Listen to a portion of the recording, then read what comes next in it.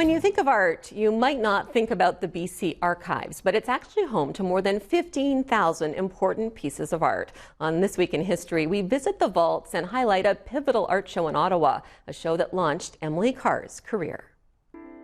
This is a quintessentially Group of Seven painting. So A.Y. Jackson is a founding member of the Group of Seven, and their interest was really around the landscape. And it was about emotion more than it was about precise realism. It was part of the seminal exhibition that discovered Emily Carr and shared Emily Carr's works with the world.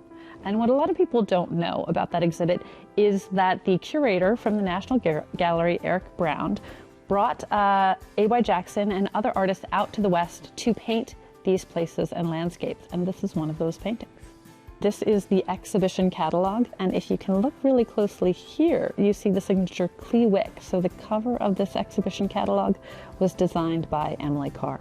The curator, Eric Brown, brought her out east where she got to meet the Group of Seven and really start a conversation about what modern art in Canada could look like. What I also really love about this painting is its very specific place in Gitwangak. And we have several other representations earlier in history and then later in history of Gitwangak. I wanted to pull out one of Emily Carr's sketches from Gitwangak. And so you can kind of see that similar style house in the background. One of my favorite depictions of place is by an Indigenous artist from that village, Judith Morgan, who was an artist all her life and had a gallery in her hometown.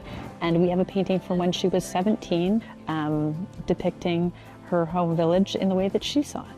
But I love to think about the ways that this painting or other paintings in the collection can contribute to our understanding of the natural landscape of Skeena River in relation to the plants that are collected by our botanist, the waterways that are researched by our invertebrates curator, and how when we pull those stories together in an exhibition, we tell a really big picture about British Columbia.